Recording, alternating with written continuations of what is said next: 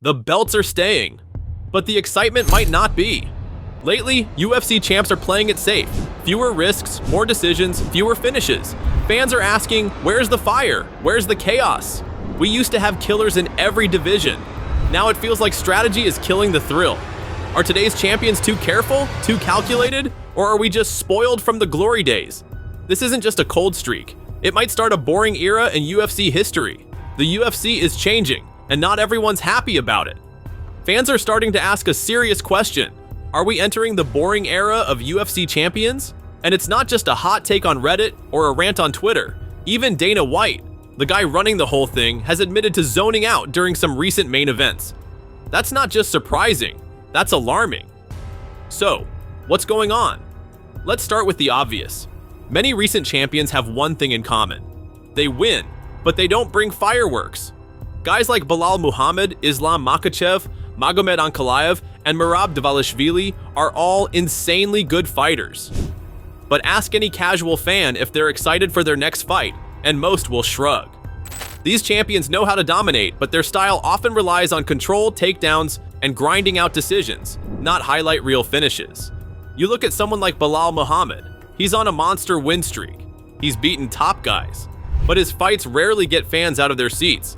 He's effective, no doubt. But entertaining? That's a tougher sell. Same goes for Merab, who's a cardio machine and overwhelms people with pressure, but barely finishes anyone. And when that kind of style becomes champion level, it changes how people see the sport. Now compare that to someone like Alex Pereira.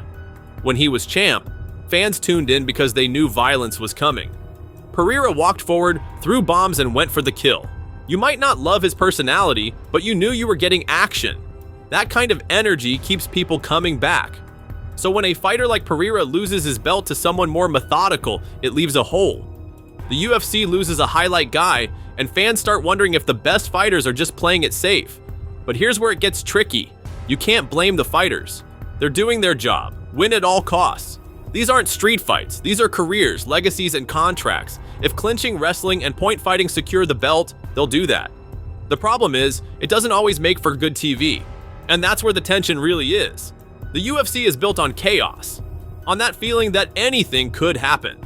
You think back to moments like McGregor knocking out Aldo in 13 seconds, or Holly Holm's head kick on Ronda Rousey. Those are the moments fans live for. You can sell those in promos. You can turn that into pay-per-view gold. But when title fights become 5-round stalemates, where one guy just neutralizes the other and coasts to a decision, that energy disappears. And that's precisely what fans fear. We're heading into a time when champions are more about safety than spectacle. So how did we get here? One reason is simple. The sport evolved. Early UFC was raw. Fighters from one discipline faced off against someone from another. A jiu-jitsu guy versus a kickboxer. A wrestler versus a brawler. Over time, athletes adapted.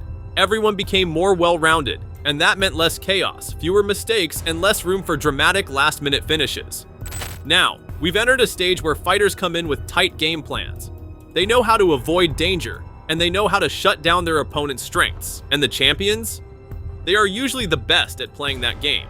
It's smart, calculated, and not always fun to watch. Islam Makhachev is a good example. Technically brilliant, his control on the ground is next level. But when you tune in to see a main event, and it turns into 3 rounds of clinch work and positional dominance, the excitement just fizzles. He showed knockout power when he finished Volkanovski, but fans are left asking, why doesn't he go for that more often?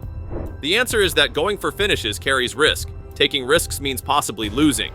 And at the championship level, where everything's on the line, some fighters would rather be safe than sorry. That's fair, but it also shifts the UFC away from what most fans come for: explosive action. On top of that, the UFC seems to be struggling to build true stars right now. When Conor McGregor was on top, it didn't matter who he was fighting. People tuned in. He brought buzz. Same with Ronda Rousey or even Jon Jones in his prime. Now, most of the current champions aren't big personalities. They're not selling pay-per-views off charisma. And that makes it even harder for fans to connect. Ilia Topuria might be an exception. He's got finishing ability, confidence, and a look that gets attention. But he's still new to the belt. He's not yet a proven draw. Until he or someone like him steps up and dominates with style, the UFC may be stuck in this transitional phase. Another issue? The matchmaking. Too many safe fights. Too many belts not being defended. Jon Jones holding up the heavyweight division. Champions looking for super fights instead of defending against top contenders. When the title picture is unclear or feels like it's being manipulated, fans start tuning out. They don't want politics. They want the best fighting the best often. And yet, UFC events keep coming, almost every weekend. But the more they stretch the schedule, the thinner the cards feel.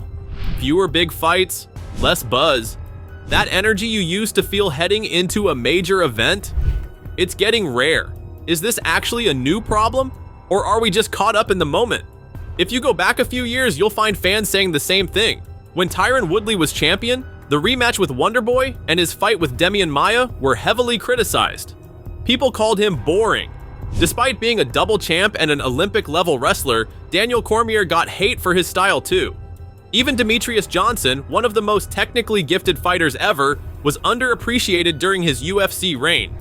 His dominance was often seen as predictable, not exciting. This pattern keeps repeating. Fans crave excitement, but when a fighter dominates with strategy instead of violence, the crowd turns on them. That's not new. The real issue isn't just the fighters, it's how the sport is presented. The UFC has leaned more into quantity than quality. More events, more cards, more fighters. But when there are fights every weekend, nothing feels special. There's no time for stories to build, rivalries to develop, or hype to grow.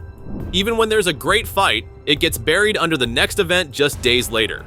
And while we're talking about presentation, what happened to atmosphere?